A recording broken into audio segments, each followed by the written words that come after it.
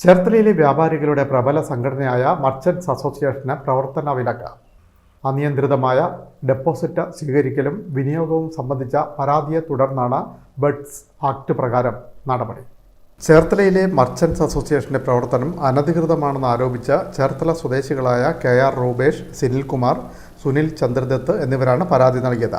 അനിയന്ത്രിതമായ ഡെപ്പോസിറ്റ് സ്വീകരിക്കലും വായ്പ നൽകലുമെല്ലാം നിയമവിരുദ്ധമാണെന്നായിരുന്നു ആരോപണം. സാമ്പത്തിക ഇടപാടുകളാണ് ഇവർ നടത്തിക്കൊണ്ടിരുന്നത്. എന്ന് വെച്ച് കഴിഞ്ഞാൽ ആളുകളിൽ നിന്ന് ഡെപ്പോസിറ്റ് സ്വീകരിക്കുക, വ്യാപാരികൾക്ക് ലോൺ കൊടുക്കുക, അതിന് അമിത പലിശ 16% വരെ പലിശ ഈടാക്കിക്കൊണ്ടാണ് ഇവർ വ്യാപാരികളിൽ നിന്ന് ഈ സാമ്പത്തിക ഇടപാടുകൾ നടത്തിക്കൊണ്ട് മുന്നോട്ട് പോയത്.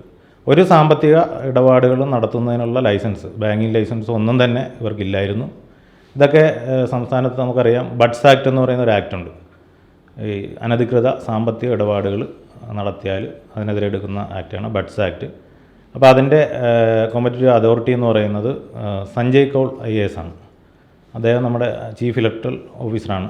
അപ്പോൾ അദ്ദേഹത്തിന് നമ്മൾ ഹൈക്കോടതിയിൽ നിന്ന് ഞങ്ങൾ കൊടുത്ത പരാതി ഇമെയിൽ അദ്ദേഹത്തിന് വന്ന ഡയറക്ഷൻ്റെ അടിസ്ഥാനത്തിൽ അദ്ദേഹം അതിൽ അന്വേഷണം നടത്തുകയും നമ്മുടെ ചേർത്തല DYSP നിലവിൽ ഇവിടെ പ്രവർത്തിച്ചുകൊണ്ടിരിക്കുന്ന മർച്ചൻ്റ് അസോസിയേഷൻ എന്ന് പറയുന്ന സത്യം പറഞ്ഞാൽ വ്യാജ സംഘടനയുടെ ഭാരവാഹികൾ, സംസ്ഥാന രജിസ്ട്രേഷൻ വകുപ്പിൻ്റെ ഉദ്യോഗസ്ഥർ, ജില്ലാ രജിസ്ട്രാർ, നിലവിൽ ഔദ്യോഗികപരമായിട്ട് രജിസ്ട്രേഷനുള്ള സംഘടന എൻ്റെ പ്രസിഡൻറ്റ് ഞാനും സെക്രട്ടറിയും അടക്കമുള്ള ഭാരവാഹികളെ തിരുവനന്തപുരത്ത് അദ്ദേഹം വിളിച്ചു വരുത്തി ഞങ്ങളുടെയൊക്കെ മൊഴി രേഖപ്പെടുത്തി. അതിൻ്റെ അടിസ്ഥാനത്തിൽ ചേർത്തല DYSP നൽകിയ റിപ്പോർട്ടും രജിസ്ട്രേഷൻ വകുപ്പ് നൽകിയ റിപ്പോർട്ടിൻ്റെയൊക്കെ അടിസ്ഥാനത്തിലാണ് ഈ ബഡ്സ് ആക്ട് പ്രകാരം ഇവർക്കെതിരെ നടപടി സ്വീകരിക്കുവാനും ഇവരുടെ സ്ഥാപക ജംഗമ വസ്തുക്കളൊക്കെ സീൽ ചെയ്ത് അത് ഗവൺമെൻറ്റിലേക്ക് പോകുന്ന തരത്തിലേക്കാണ് ഇപ്പോൾ നിലവിൽ വന്നിരിക്കുന്നത്. 2019 കേന്ദ്ര സർക്കാർ കൊണ്ടുവന്ന ബാനിങ് ഓഫ് അൺറെഗുലേറ്റഡ് സ്കീംസ് അഥവാ ബഡ്സ് ആക്ട് പ്രകാരമാണ് നടപടി. പണമിടപാടുകൾ നടത്താനോ സ്ഥാവര ജംഗമ വസ്തുക്കൾ ഉപയോഗിക്കാനോ പാടില്ലെന്ന് നോട്ടീസിൽ പറയുന്നു. നിലവിൽ രജിസ്ട്രേഷൻ പുതുക്കാത്തതിനാൽ ഇതേ പേരിൽ മറ്റൊരു സംഘടന പരാതിക്കാർ രജിസ്റ്റർ ചെയ്തിട്ടുണ്ട്. ബഡ്സ് ആക്ട് പ്രകാരമുള്ള നടപടികൾ വന്നതോടെ മർച്ചന്റ്സ് അസോസിയേഷന്റെ പ്രവർത്തനങ്ങൾ കഴിഞ്ഞ ദിവസം മുതൽ പ്രതിസന്ധിയിലായി. നോട്ടീസ് ലഭിച്ചതിനെ തുടർന്ന് അടിയന്തരമായി കമ്മിറ്റി വിളിച്ചു ചേർത്തു. തുടർ നടപടികൾ സ്വീകരിച്ചു വരികയാണെന്ന് പ്രസിഡന്റ് KV സാബുലാലും സെക്രട്ടറി CB പഞ്ഞിക്കാരനും പറഞ്ഞു. ഈ അസോസിയേഷനിലുള്ള ചില അംഗങ്ങളുടെ ഒത്താശയോടുകൂടി അസോസിയേഷനിൽ പെടാത്ത ചില ആളുകളുടെ മുമ്പിൽ നിർത്തിക്കൊണ്ട് 2019 വന്ന ബഡ്സ് ആക്ടിൻ്റെ മറപിടിച്ച്, അതായത് ചേർത്തല മർച്ചൻ്റ് അസോസിയേഷനിൽ അംഗങ്ങൾക്ക് പരസ്പര ജാമ്യത്തിൽ അംഗങ്ങൾക്ക് മാത്രമായിട്ട് വായ്പ കൊടുക്കുന്ന ഒരു ഇടപാട് 10-40 കൊല്ലമായിട്ടുണ്ട്.